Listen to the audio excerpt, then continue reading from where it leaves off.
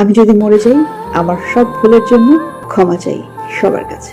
কয়েকটি ইচ্ছা আছে, তার মধ্যে আমি মারা যাওয়ার পর প্রথমেই বলবো, ঢাকাই চলচ্চিত্রে প্রিয়দর্শনী অভিনেত্রী মৌসুমী কয়েক দশক ধরে পর্দায় নিজেকে জাদু করে অভিনয় দিয়ে জয় করেছেন কোটি মানুষের মন। কিন্তু হঠাৎ করে একটি ভিডিও বার্তায় নিজের মৃত্যু এবং পরবর্তী কাজ নিয়ে কিছু দাবি তুলে ধরেন তিনি। কেন এমন অনুরোধ করেছিলেন এই অভিনেত্রী, কি ছিল তার সেই বার্তায়, চলুন জেনে নিই। নাম্বার 1, ফুটেজ ডিলিট করা। মৌসুমী অনুরোধ করেছেন তার মৃত্যুর পর যেন তার অভিনীত এমন কোনো দৃশ্য বা ছবি প্রচার না করা হয় যা দৃষ্টিকটু বা যা তিনি ব্যক্তিগতভাবে পছন্দ করেন না। বিশেষ করে গ্ল্যামার জগৎ সংশ্লিষ্ট অপমাননাকর কিছু যেন সামনে না আসে। 2 নম্বর, ক্ষমা প্রার্থনা।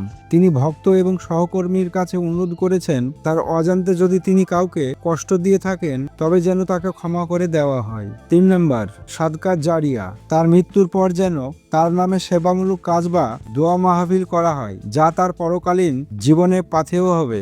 মূলত ধর্মীয় বোধ এবং আত্মীয় উপলব্ধি থেকেই তিনি এই ভিডিও বার্তাটি দিয়েছিলেন, কিন্তু চেয়েছিলেন তার মৃত্যুর পর যেন সাধারণ মানুষ তাকে একজন পর্দাশীল বা মার্জিত মানুষ হিসেবেই মনে রাখে। তিনি স্পষ্ট বলেন, আমি মারা যাওয়ার পর আমার সব খারাপ ছবিগুলো যেন ডিলিট করে দেওয়া হয়। চলচ্চিত্র জগতের চাকচিক্যের মাঝেও পরকালের চিন্তায় মৌসুমীর এই অনুরোধ ভক্তদের মনে দাগ কেটেছে। প্রিয় তারকার এই আবেগী দাবি কি পূরণ হবে, সময় তা বলে দেবে।